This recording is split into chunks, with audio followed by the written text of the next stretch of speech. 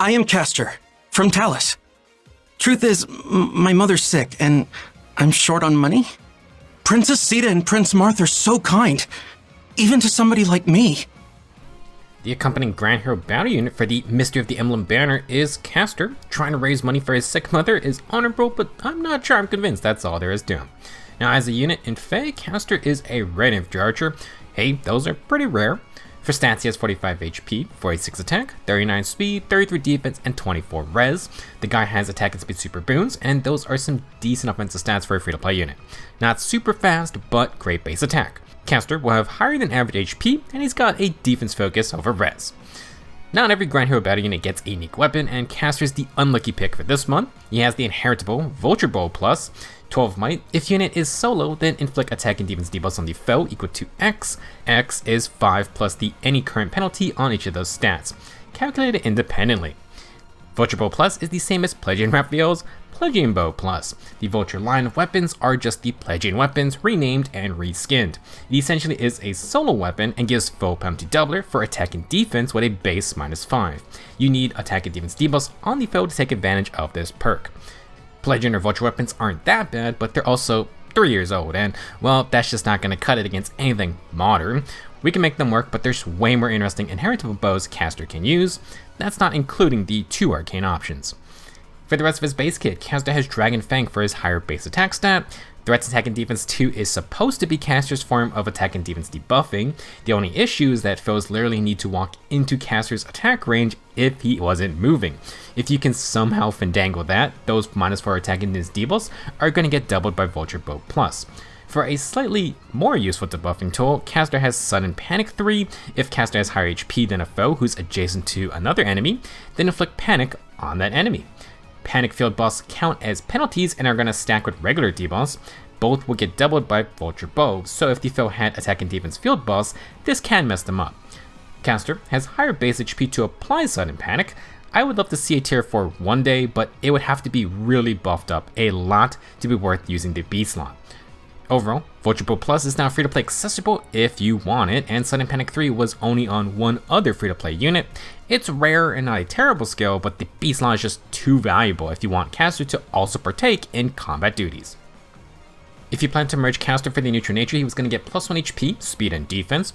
Not bad. If you want an offensive build, attack or speed super boons would be great. If we do get more HP related skills, perhaps an HP boon wouldn't hurt either. For free-to-play comparisons, this is where Castor basically loses any remaining hype as the newest Grand Hero Battle unit.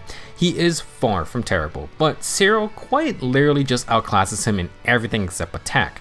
They are the only 2 free-to-play Red Infantry Archers. Cyril has higher HP, speed, defense, and res. This is partially because Cyril is a Gen 8 trainee. He also has his own weapon, which is all about stat stacking. +3 flat speed, literally +10 to all stats for existing, true damage based on speed, and neutralizing any stat debuffs. As a unit who's introduced with the current BST generation, everyone who wanted an arena scoring archer project already +10'd him. I think a lot would also prefer the 5 extra speed over 4 attack, especially with aptitude arrows just granting a ton of stats by itself.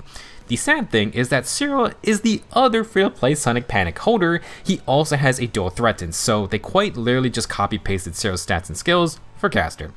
Again, Castor isn't worthless, but gameplay-wise, very little reason to not just build Cyril, even if you wanted to use another weapon.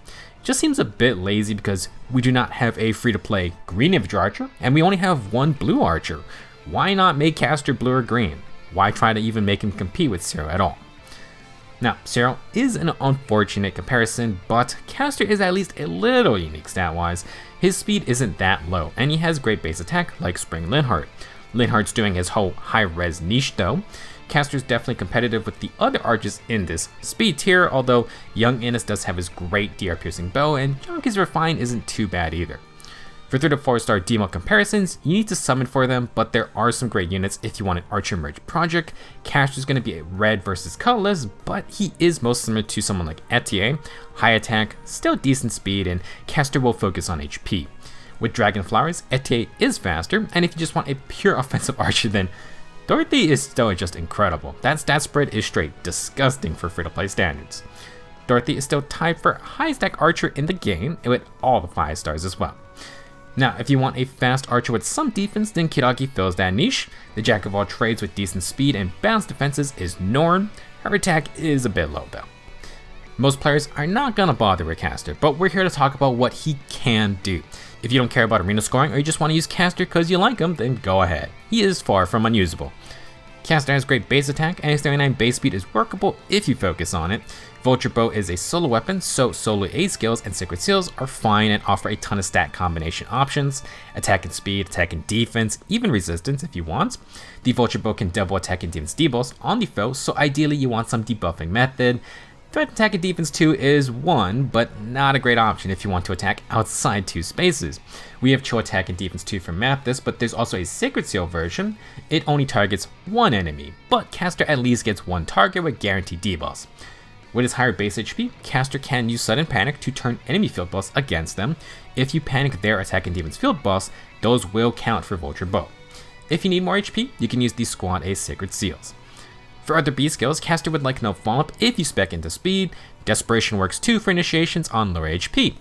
In that C slot, attacker defense smoke may be better to debuff for enemy phase.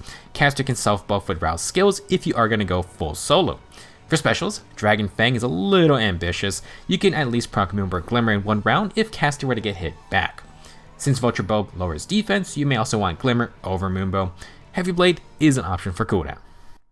For premium skills, the partner pairing for Pledgeon/Vulture weapons has always been Menace. Double the range of Threaten, and Castor gains field buffs if he does debuff a foe. Attack and defense Menace at least upgrades directly from the Threaten. With Menace, you can invest in stronger player phase, you can upgrade to Physical No Follow for partial DR piercing, and there is cooldown option in Flash Sparrow. A little risky, especially since we aren't using a speed Menace, but it can charge 2 cooldown specials in 1 hit, or even Dragon Fang if Castor is hit back. If you want a mixed phase option, you could use solos or Ideal. Technically, Finish can work too, just not optimally. If you don't want to depend on debuffs, but like the solo playstyle, the Unbound or Helm Bow offers low speed and defense, up the speed for Castor a little bit. Because I want to show off many fun inheritables Castor can use, I'm going to go through 5 other builds. Sadly, the new Caribou Plus from Spring Linhardt is out of the question. You can check out that review because I stated why I think Linhardt is actually a great Golden Yule Bow user. Castor can't replicate that niche, but this weapon is so incredible as a free-to-play option. If Castor moves 3 spaces or fights a debuffed enemy, he can proc instant Deadeye for DR piercing one-shots. You could use Menace for debuffs, but I would suggest an ally to help with that. You can use Oath for his warping to count as 3 movement. For B skills, you can use any pure damage option like Assassin Strike or low speed and defense. Because Deadeye scales off base damage, Hexblade's adaptive damage can be a great add-on. Finish 4, also good. Because Castor's high base attack is great for Brave Bow builds, if you want to spice it up, the Ninja Brave Bows are fun, and there's potential for Whitecap Bow. Whitecap needs to outspeed by 10, which is a lot, and Castor is in the lower speed tiers, but you just need to be faster than your opponent, so very possible to Brave attack slow tanks. Whitecap has higher damage potential for your troubles. With Brave hits, you can still use Flash Sparrow for 1-2 cooldown special triggers. Physical No Follow gives half DR Pierce and quad potential. Inside attack and speed is the player phase full attack and speed skill. If you want to bulk up for quads, you can use something like Remote Sparrow and Fleeting Echo to tank a hit. Brash 4 works too. Not to be confused with Whitecap Bow, Wind Tribe Catria's White Wind Bow Plus is just so interesting, and Catria is in the first tier of the new Normal 5 Divine Code section. This weapon grants no follow-up and no panic statuses with uncapped bonus attack and speed based on the number of positive statuses on the user, plus the number of negative statuses on the foe. It sure would be convenient to get a new bonus doubler skill to pair with no panic protection. Maybe that skill also comes with close counter. Add a self-buffing C skill like Oath or even Pledge and try to go for full field buffs with allied help. Stack bonus doubler if you want. If you pair Castor with heavy status buffing or status inflicting allies, then you can keep getting extra attack and speed from White Wind Bow. This could be a potential use for sudden panic, but I would only do this with a good tier for upgrade if it happens. Otherwise, lots of other great B skill choices. I didn't talk too much about arcane bows with Linhardt, so let's do it here. Arcane Natural has Slang, plus 5 stats, free follow-up, 30% DR for 1 hit, and bonus attack. Instead of Times Pulse, you could use Castor for Infantry Pulse for support. You could try to use this bow to stack percent damage reduction, and there's lots of ways to go about this. Now, also to support or guard for can be offer enemy phase DR, and it's a good use case for the new Guard Echo. He may also prefer no follow-up, but you could also do Brash 4 for double follow-up initiations and double percent DR stacking. Nastron is the more generalist bow, so it's another option for things like the new close counter bonus doubler. For Arcane Dark Bow, we get Sling, penalty neutralization, offense in the fall, plus desperation.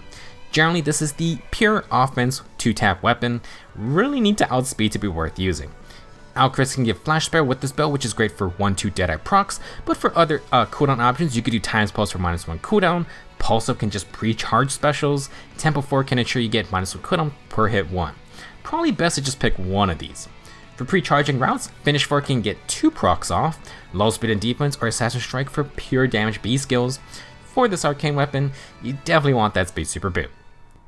So, should you promote Castor to 5 stars? Unless you like him, probably not. Just a very unfortunate situation for Castor as he's completely overshadowed by Zero in almost every way.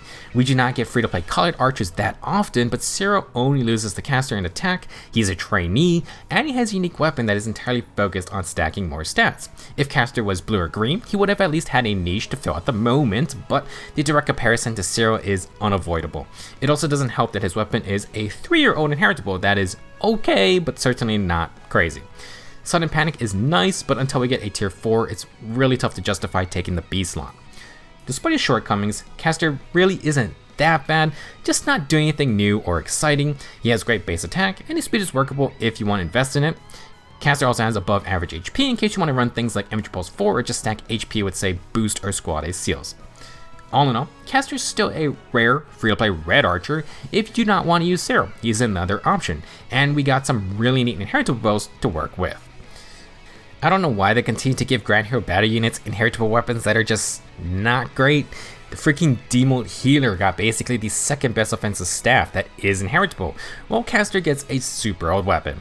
I get they don't want to hand out Golden Yule Bow type weapons every 2 weeks, but surely they could tweak these old reskinned weapons. For example, keep the solo condition on Vulture Bow, maybe add something like Guard, a Fall of Denial, Panic Smoke, or just more stats.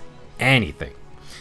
Anyway, that's all I got to say about Castor. He's an okay free-to-play unit, just unfortunate circumstances.